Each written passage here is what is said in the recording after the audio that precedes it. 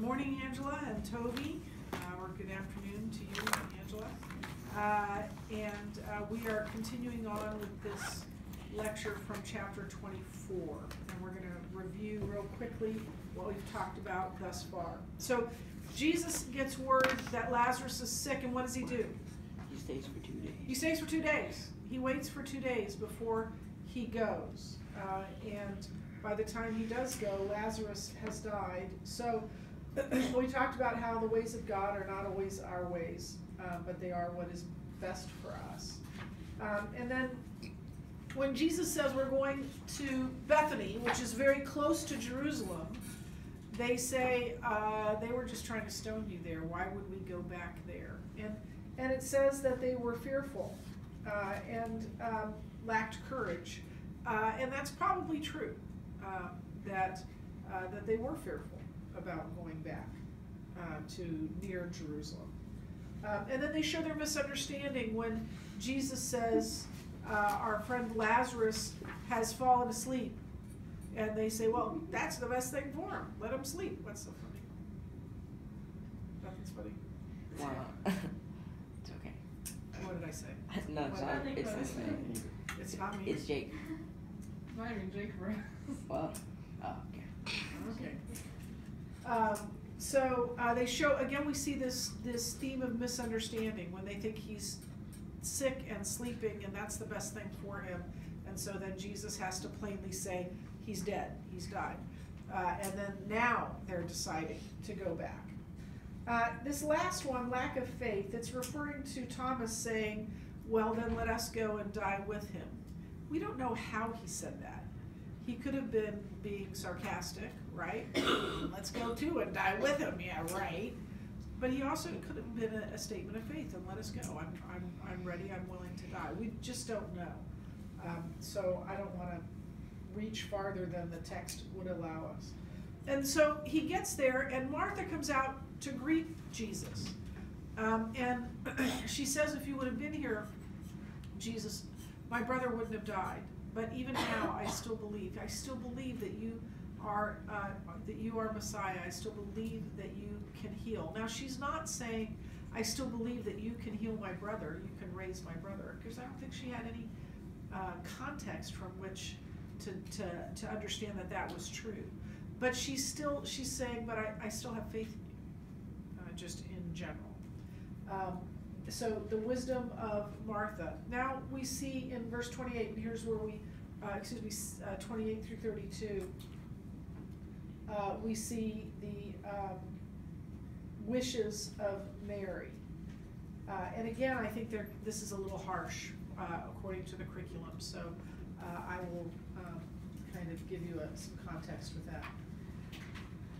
When Martha, that's the she, when Martha had said this, she went and called her sister Mary, saying in private, the teacher is here and is calling for you. And she heard it, and she rose quickly and went to him. Now, Jesus had not yet come into the village, but was still in the place where Martha had met him. When the Jews who were with her in the house, consoling her, saw Mary rise quickly and go out, they followed her, supposing that she was going to the tomb to weep there. Now when Mary came to where Jesus was and saw him, she fell at his feet, saying to him, Lord, if you had been here, my brother would not have died. And that's true, right? Probably, possibly true, that if Jesus had been there, he might have healed Lazarus. But the curriculum is saying that this is showing, saying that she does not even consider, Mary does not even consider Jesus' power to raise Lazarus. I think that's unfair. She had no context from which to think that Lazarus was going to rise from the dead, right? That Jesus was going to do that. So, I think it's unfair to expect her to go and say, I know my brother's dead, but you can raise him, so go do that. So I think that's a little harsh on Mary. It also says that she is an if-only Christian. Now, I think there are such people as if-only Christians. Well, if only I would have done this instead, or if only he would have not done that, or if only... And she's basically saying, if only you had been here, he wouldn't have died. But I think there's some truth to that. at least possibly. So I think it's being harsh on Mary to expect her to know more than she had the ability to know. So there's going to be a question on that on the quiz. We'll go over it together. I don't think we need to be too hard on Mary. So then, this is the famous verse that everyone wants to memorize, Jesus wept, in verses 33 through 38. So the weeping of Jesus. And here's what it says. When Jesus saw her weeping, and the Jews who had come with her also weeping, he was deeply moved in spirit and greatly troubled. And he said, where have you laid him? They said to him, Lord, come and see. Jesus wept. So the Jews said, see how Jesus loved Lazarus. But some of them said, could not he who opened the eyes of the blind man also have kept this man from dying? Then Jesus, deeply moved again, came to the tomb. It was a cave, and a stone lay against it. So Jesus is crying. Why do you think he's crying? Lazarus died. Okay, he could be mourning Lazarus. Does Jesus know what he's about to do? He knows what he's about to do. He knows Lazarus is about to come back to life. Why would you cry over a guy that you're going to see in about 2 minutes? Right? That doesn't seem to make a lot of sense. He knows what he's going to do. So there are a number of theories on why he is crying. I'm going to save those for next week, and I'll talk to you about that. So his tears is the first thing. The second thing is his anger. His anger. And I'll talk more about this too. Where it says that Jesus, twice it says that Jesus was deeply troubled in spirit. Jesus was, what are the exact words? Deeply moved and troubled in spirit. That word, which you'll learn the Greek word next week, is a word that refers to the snorting of horses. Has anybody been around horses?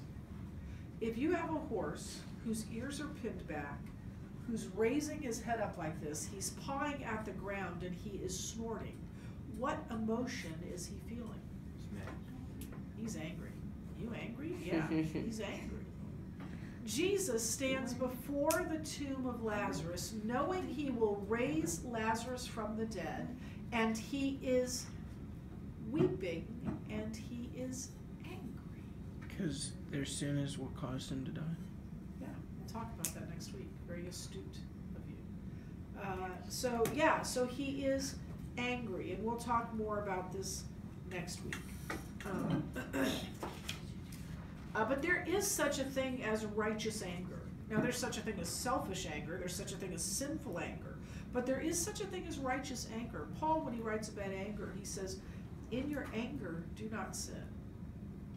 So not all anger is sin. And certainly in this case, that would be true of Jesus. So then finally, we see these words of Jesus.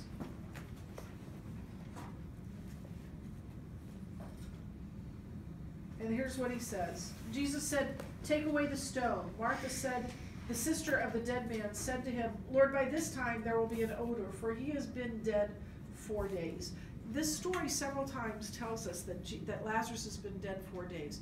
Some theologians believe that this is because of a belief in Judaism of that day, which was that the soul of the person hung around the body for a while, kind of hovered over the body, but then after 4 days, realizing that there was no chance of the person coming back to life, then the spirit of that person would leave. And so that's kind of what Mary or Martha is saying here. By this time there will be an odor, for it has been 4 days. And at that point, death was irreversible. Or was it? Jesus said to her, did I not tell you that if you believed, you would see the glory of God? So they took away the stone, and Jesus lifted up his eyes and said, Father, I thank you that you have heard me. I knew that you always hear me, but I said this on account of the people standing around, that they may believe that you sent me. When he had said these things, he cried out with a loud voice, Lazarus, come out. The man who had died came out. His hands and feet were bound with linen strips, and his face wrapped with a cloth. Jesus said to them, unbind him and let him go. So we've got these words of Jesus, Lazarus, come out. And the grave gives up its dead. And it is Jesus' words that move Lazarus. He commands, and Lazarus rises. It is Jesus not only who raises the dead physically, but also raises our dead souls to life as well, to give us eternal life. So we have these words, these powerful words of Jesus. His words move Lazarus, and his word saves souls. And then in the end here, the last couple of verses, we see the will of the people. Many of the Jews, therefore, who had come with Mary and had seen what he did, believed in him. So many of them believed. Who is this guy? That he would raise the dead. But some of them went to the Pharisees and told them what Jesus had done. Why would they do that? What would be the purpose of telling the Pharisees?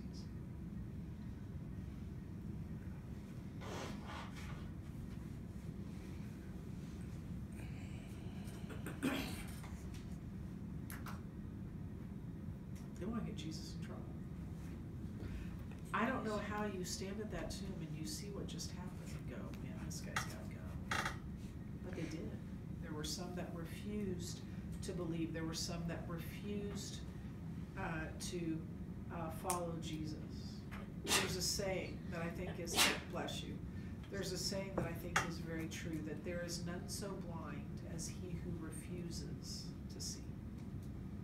And that's what these people were. They refused to see what Christ had done. Some believe, and some not. That some's will is to believe, and some's will is to not believe, and they go to the Pharisees and tell them. They've witnessed this fantastic miracle, and yet they still can't. They still can't bring themselves to trust Christ. So this is the end of the lecture. We are going to do this quiz together, so you can keep the video rolling so that we can do this together. I am going to have somebody else who is not sick hand out these hand out these quizzes. And of course, then I won't take a grade on this because we're doing it together. So you can just hang on to it once we're done. And some of these questions, are things that I think are disputable, and some of them are questions that I think are difficult to answer, so that's another reason why we're going over them together.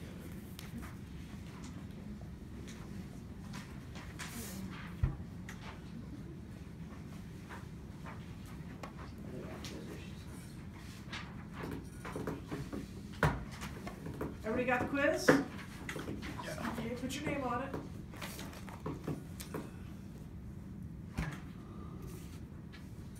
Okay, think about this one for a minute. Number one, Lazarus died because Christ was not there to heal him. True. False. False. Yes. Wait, yes or yes as in false? No, in a sense it's true, right? Had Christ been there, might he have healed him? Yeah, but in a sense it's false. He died of some disease, we don't know what, right? So here's what I'm going to tell you.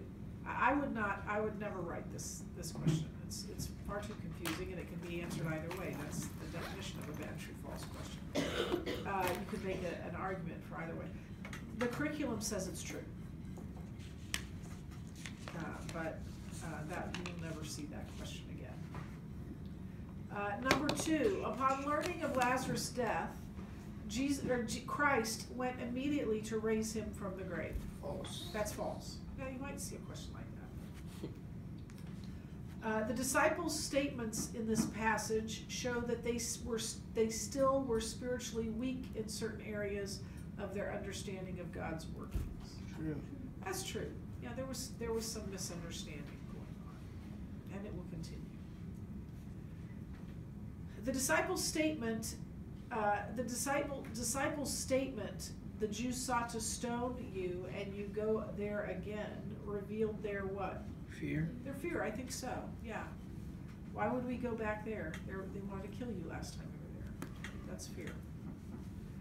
The disciples' statement, in effect, that it is good if Lazarus was sleeping, showed their Lack of understanding. Yeah, their lack of understanding. Well, if he's sleeping, that's the best thing for him if he's sick. But Jesus was using the term sleep as a euphemism for death. Okay, here's another one that I think is not a great question. Thomas's statement, "Let us go that we may die with him," revealed his Lack of faith. I think it could be any of them. It depends on how he said it and what his attitude was in saying it. It could have been his lack of faith. It could have been courage. It could have been determination. It could have been fear. We don't know. So the curriculum says it's A, lack of faith, but you won't see that question again. When the Bible says that Christ groaned and was troubled in spirit at the people's reaction, it means that he was Hurting. B, angry. Angry. You can cross out number 8. I did not go over that, and we will discuss it. What was the reaction of the people who willed not to believe in Christ when he raised Lazarus from the grave? Wanted to get him in trouble. Yeah, what did they do? Where did they go? Yep, they tattled to the Pharisees. Has anyone ever told you the difference between tattling and not tattling?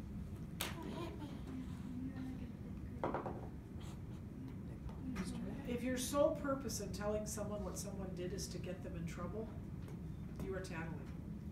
If your purpose is to help that person or to make sure that the person is safe or something like that, that's not tattling. That's just telling something that you should tell. I taught that definition to my children, so my children. Okay, so what 2 words characterize Mary at the time of the death of Lazarus and before Christ raised him? What 2 words did I give you? Do you remember? If only. Now, you won't see that question again. If and only? If only. If only you had been here, you wouldn't have died.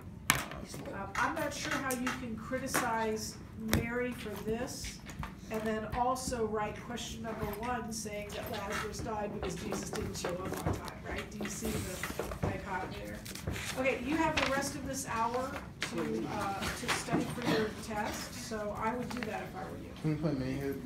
No. We have 2 Please. weeks. Study for your, if you study for your test well until about 4 or 5 minutes left of the class period, I will consider it. Considering we This is free study time. Hey, can you turn off that? Okay. Thanks.